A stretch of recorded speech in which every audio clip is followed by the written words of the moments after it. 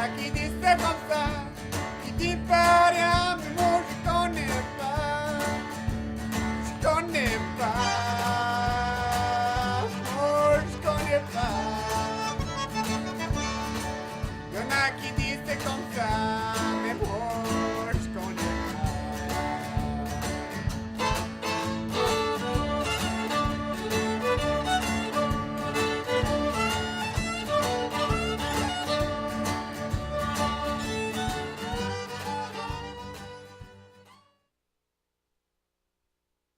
Et bienvenue à CSA. C'est le programme où on visite avec les gens de la communauté. Aujourd'hui, c'est une visite un peu spéciale parce que je connais déjà cette madame-là. Ça, c'est madame pour moi parce qu'elle était ma professeure à l'université.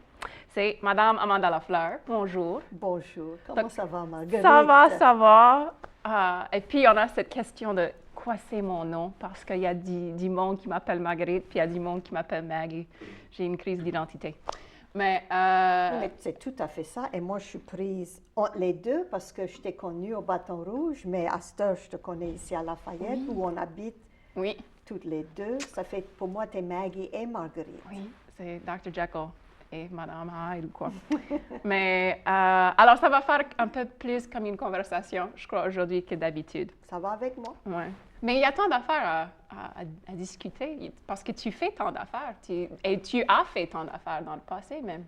En ce moment, je sais que tu travailles beaucoup avec Saint-Luc, avec le centre d'immersion. Ils vont faire une centre culturelle pour le français à Arnaudville. Ouais. Et tu travailles avec des groupes. Je t'ai vu la semaine passée avec un groupe de New York. Justement, on a reçu un groupe. On a reçu un groupe de 9 élèves, 9 étudiants et 2 professeurs de NYU qui sont venus pour... enfin, c'est la deuxième fois qu'il y a un groupe de NYU qui vient. Ils sont venus l'année passée, les mêmes professeurs avec un autre groupe de jeunes, mais pour vivre une expérience d'à peu près 9 jours en Louisiane, une expérience qui est complètement en français. Mm-hmm. Et donc, sur ces 9 jours, ils en font 5 ici, dans la région d'Acadiana. Ils restent à Arnaudville et ils font des visites un peu à Nouvelle-Ibérie, un peu à Saint-Martin, un peu partout dans la région, mais avec du monde qui parle français d'ici.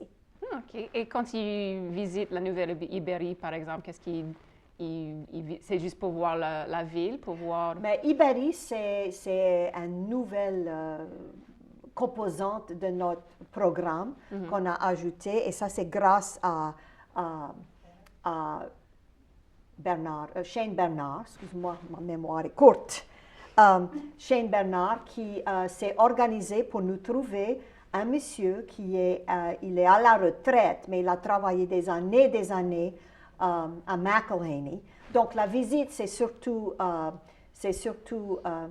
Lille, à La Salière. Donc, il visite la factory, l'usine de Tabasco, et il visite aussi les jardins. Mais il y a un monsieur qui a travaillé là des années, il connaît bien comment ça marche. Il les fait visiter toute la place en français. Qu'est-ce qui arrive si les étudiants parlent en anglais? Est-ce qu'il y a un système il n'y a pas de... Parce que c'est assez... le temps est assez court. Déjà, les étudiants doivent s'engager avec leur professeur. Et la petite difficulté, disons que ce n'est pas aussi fort comme règle, comme ça qu'on voit quand on va à Sainte-Anne, en Nouvelle-Écosse, parce que là, on donne des avertissements, et puis 3 avertissements, on fout le camp et tout ça. Mais ici, parfois, le problème, c'est qu'ils vont rencontrer des anglophones, du monde qui ne parle pas français. Et à ce moment-là, on doit être flexible. Par exemple, ils sont restés chez M. Bill Matthews. Bill qui a une belle place à la campagne, juste en dehors d'Arnaudville. Ça fonctionne très, très bien pour eux autres. Et puis Bill, dans sa générosité, offre, parce qu'il a un gros fourneau pour faire des pizzas dans sa cour en arrière. Et c'est magnifique. C'est à l'extérieur?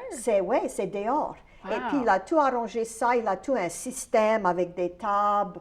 Oh, c'est vraiment bien fait. Et Bill a offert d'arranger un souper pour les étudiants. Mais Bill ne parle pas français. Ça fait, on s'est dit que ce soir-là, c'était acceptable de parler anglais, excusez-moi, avec Bill. OK. Donc, c'est... Mais ça, c'est comme moi, je trouve que ça, c'est... Je ne peux pas dire un gros problème parce que ça donne comme le blâme à quelqu'un, mais tu sais, il faut qu'on trouve des manières, je crois, de... Quand ça arrive, comment est-ce que... Ma nouvelle idée, c'est chaque fois que je rencontre quelqu'un et puis ils entendent que je parle français ou que j'enseigne le français, tout ça, et ils disent « Ah, moi, j'aimerais bien parler français. » Ma nouvelle idée, c'est juste que je vais leur demander « OK, qu'est-ce que tu veux apprendre? On va commencer à apprendre à cette heure, comme direct à cette heure. Tu veux le faire? On va le faire à cette heure. » Donc, les premiers mots, ça peut commencer avec juste quelque chose de simple. Oui. Et, enfin, je sais, j'ai ici avec moi mon ami Jenny qui est souvent à notre maison pour souper avec nous autres, pour aider autour de la maison. Et quand je parle en français avec mes enfants, Jenny nous attend et petit à petit, elle apprend des choses. C'est une forme d'immersion. Et ce n'est pas pour dire que je ne parle jamais en anglais avec elle, mais qu'elle a appris simplement en écoutant parce qu'elle avait envie. Donc, à cette heure, il y a des petits mots qui sont dans son vocabulaire et il y a plein de mots qui sont dans son vocabulaire passif, si tu veux. Tu connais? Et avec notre programme d'immersion, c'est vrai qu'il y a des difficultés dans le sens que c'est typique chez les Cajuns de la Louisiane, comme tout le monde le sait, de dire « ouais, je parle français, mais pas le bon français ». Et du moment que quelqu'un entend que « oh ouais, je parle anglais aussi », well, ben, le monde va changer en anglais. Mais ce qui est intéressant avec nos groupes, par exemple le Monde Arnaudville qui nous aide, c'est qu'on essaie de les faire comprendre que « hey, il faut que vous parliez juste en français avec ces jeunes, parce que sinon, eux, ils ne vont jamais faire des progrès. » Mais ce qui est bien là, c'est que je crois que ça parle à leur envie d'être poli parce que je crois que c'est la politesse. C'est pas politesse souvent que les gens ils disent oh ben je veux pas parler en français parce que je veux pas exclure quelqu'un ou je veux pas rendre ça un peu mal à l'aise pour tout le monde. Mais si c'est en fait tu aides cette personne si tu lui parles en français, je crois que ça c'est. C'est un peu comme nos étudiants avec leur projet aussi. Mais avec le groupe, par exemple, qui joue à la bourre, parce qu'une des premières activités qu'on fait, une activité de brise-glace, un icebreaker qu'on fait, c'est que quand les étudiants arrivent, on fait une soirée et il y a du monde d'Arnaudville qui vient pour jouer à la bourre, pour leur montrer comment jouer à la bourre. Ça fait, on met des tables alentour, on fait un souper ensemble, puis il y a comme 2 étudiants de NYU ou de l'université de LSU, par exemple, dans leur cas, qui sont assis à cette table-là, attablés avec 3 personnes d'Arnaudville. Et l'idée, c'est que, eh bien, vous autres va parler juste en français à cette table. Et puis, il y a une activité qui est très visuelle, une activité qui est très hands-on, donc on touche, on lève, on met sa carte, etc. On fait sa mise. Mais est-ce qu'ils ne connaissent pas du tout ça connaît pas du tout la bourre quand ils apprennent? Ils apprennent en jouant. Oh, wow, OK. Oui, mais c'est un peu comme les enfants, les bébés apprennent en jouant aussi, apprennent à parler, à dire certains mots. Donc, c'est vraiment une forme d'immersion qui est naturelle. Qui est naturelle. Et ça, c'est ton projet pour l'instant, pour le moment, mais tu as fait tant de projets à travers toutes les années et tout ça. Moi, un de mes projets préférés que tu as fait, tu as travaillé sur le dictionnaire du français louisianais, la Bible, que je l'appelle, parce que c'est comme, le livre est juste parfait. C'est une ressource incroyable. Et ça a pris 12 années de travail, 12 ans? Mais je dois t'interrompre pour dire tout d'abord que pour tous ces projets-là, j'aime bien dire que c'est mon projet, mais ce n'est pas juste mon projet. Comme le projet Arnaudville, ça prend un village.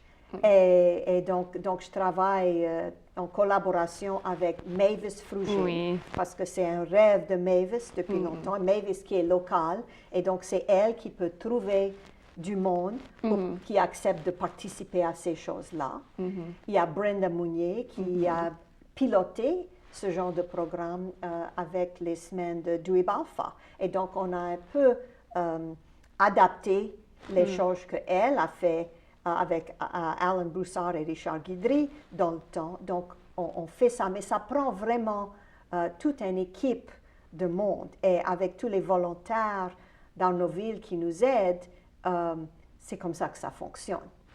Et pour revenir à ta question pour le dictionnaire, même chose pour cela aussi. Moi j'étais d'une équipe d'une demi-douzaine ou plus de personnes qui ont travaillé sur le dictionnaire. J'ai même peur de dire les noms parce que j'ai peur que je vais oublier quelqu'un, mais ça a été mené par Albert Waldman de Indiana University. Et Albert, c'était un spécialiste en créole. Et lui, il avait déjà eu l'expérience de créer un dictionnaire pour le créole haïtien. Et par la suite, j'ai travaillé avec lui et une autre équipe de personnes, Tom Klingler, et il y avait Meg Marshall, et je ne me rappelle plus qui d'autre. Mais de là, on a créé un dictionnaire du créole louisianais. Et malheureusement, on a espéré beaucoup trop longtemps pour commencer le dictionnaire cajun ou le dictionnaire louisianais, parce que je pense qu'on aurait pu avoir beaucoup plus, un dictionnaire encore beaucoup plus riche, mais mieux vaut tard que jamais. C'est déjà assez riche, je dirais. C'est déjà assez riche, c'est sûr. Moi, je lis le dictionnaire, et c'est parce qu'il y a tant d'exemples. Et tous les exemples, c'est vraiment quelque chose que quelqu'un a dit. Tu sais, c'est comme, tu peux entendre le vieux monsieur qui l'a dit. C'est comme, et ça me fait rire des fois, les exemples. Donc, mais c'est sûr que ça, c'est la richesse du dictionnaire. Je pense que j'ai reçu une lettre d'une dame qui m'a dit, elle parlait déjà français cajun, mais elle ne savait pas lire et écrire. Et elle m'a dit, j'ai lu tout le dictionnaire. Et elle a dit, comme ça, je m'ai instruit, j'ai appris comment lire le français louisianais en lisant pas juste les mots, mais toutes ces phrases qui sont là comme exemple, parce que c'est assez clair. Il y a la phrase en anglais, la phrase en français, puis ensuite la phrase en anglais. C'est pas trop difficile à, comme on dit, déchiffrer, decode, si tu veux. Ben, tu parles de comment le projet à Arnaudville, le projet à Saint-Luc, ça a évolué d'autres projets dans le passé, mais ça fait longtemps que... Comment est-ce que tu vois l'évolution de tous ces projets en général en Louisiane, le projet de la Louisiane francophone, la Louisiane française et les Cajuns, les Créoles, les Houmas? Comment est-ce que tu vois l'évolution de l'activisme des gens qui font des projets pour le français en Louisiane?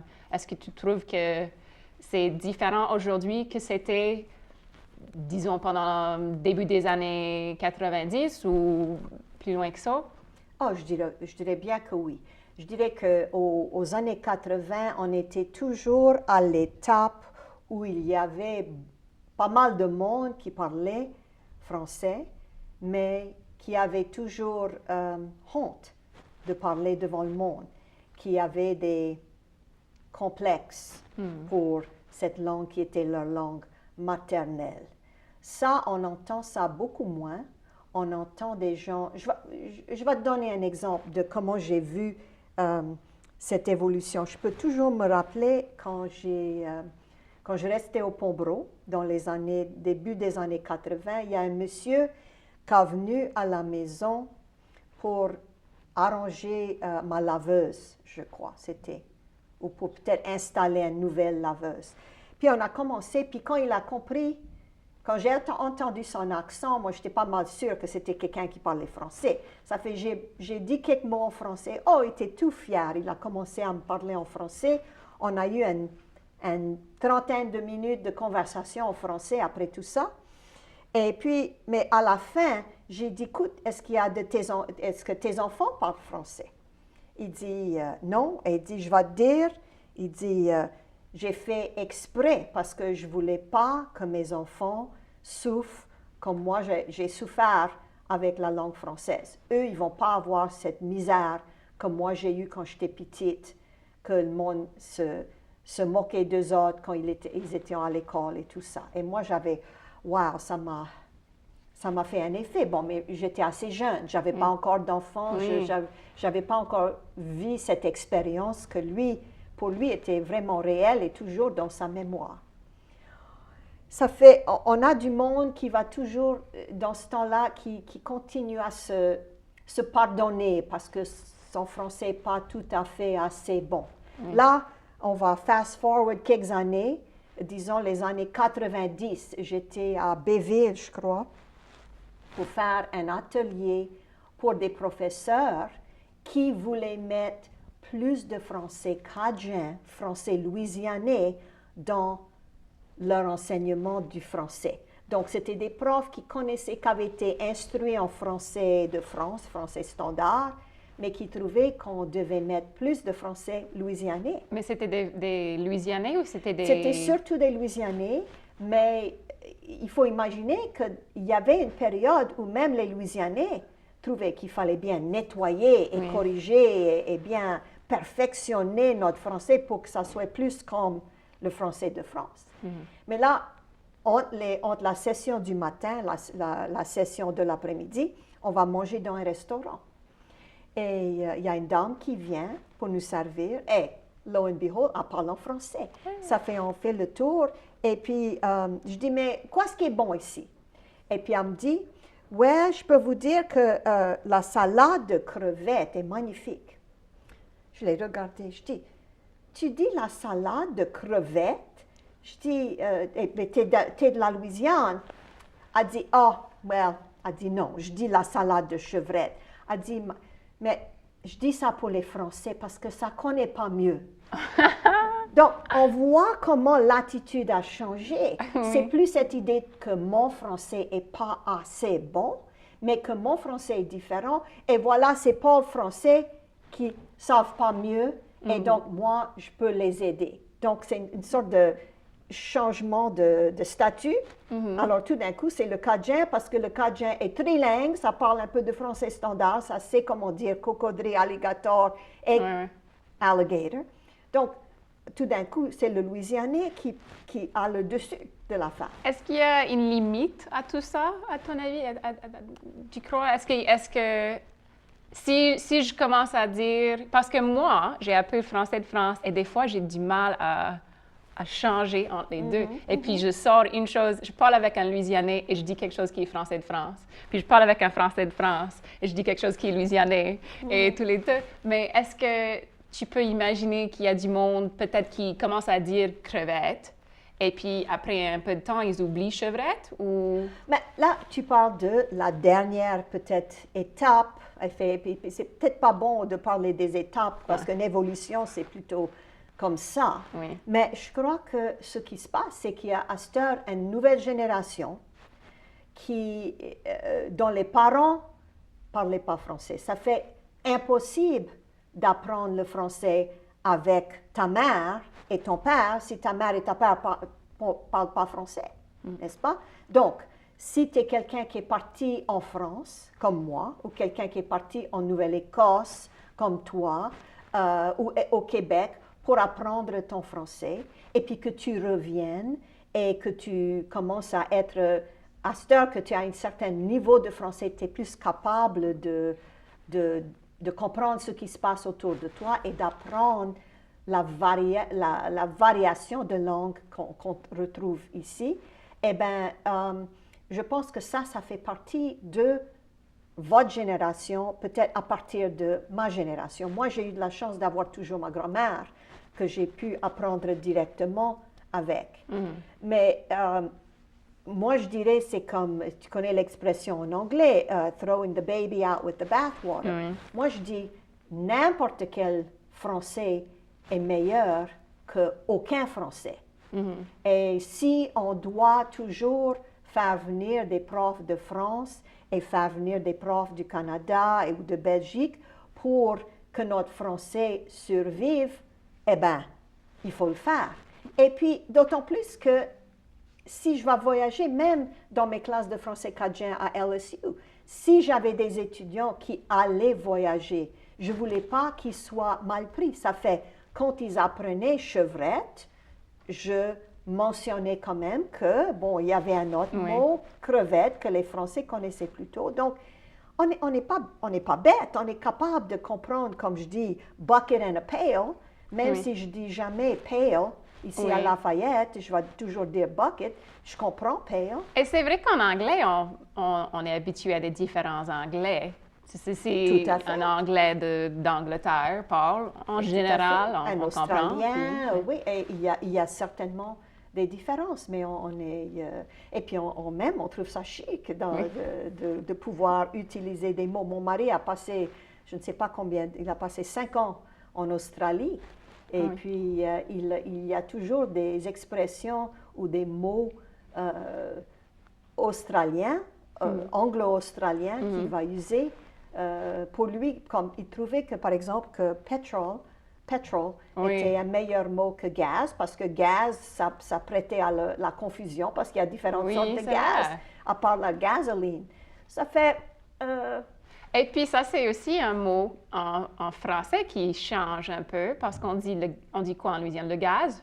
Pour l'huile? Oui, on dit oui, c'est ça. L'huile, c'est oil. Oui, et puis en plus, le gaz ici, ça peut être du gas, natural gas. Le gaz, c'est gasoline. Ça fait, bon... Mais la chose, c'est qu'en France, c'est l'essence. C'est ça. Mais l'essence ici, c'est ce que tu mets comme ça, non? Voilà, mais ça, oui, ça, c'est autre chose. L'essence ici, pour les Français, c'est du parfum. Oui. Et l'essence, ben, on entend des histoires des touristes de Louisiane qui vont à Galerie Lafayette à Paris et qui vont demander on se trouve le comptoir pour l'essence et puis ils vont dire, mais madame, c'est pas ici, il faut aller à une station de service, etc. Mais j'aime que ça marche dans les deux sens, parce qu'il y a des histoires comme ça, mais il y a aussi des histoires avec des Français qui arrivent en Louisiane, qui demandent quelque chose et puis tout le monde est offensé ou choqué. Comme, tout à fait. Qu'est-ce qu'ils sont de dire? Où est-ce qu'on peut trouver de l'essence? Ils vont dire, mais il y a une station là-bas. Oui. C'est sûr. Mais on arrive quand même à se comprendre. Ça fait parfois, ces questions sont, disons que, je ne dis pas l'importance, mais je dis est-ce que ces différences nous empêchent de communiquer? Non.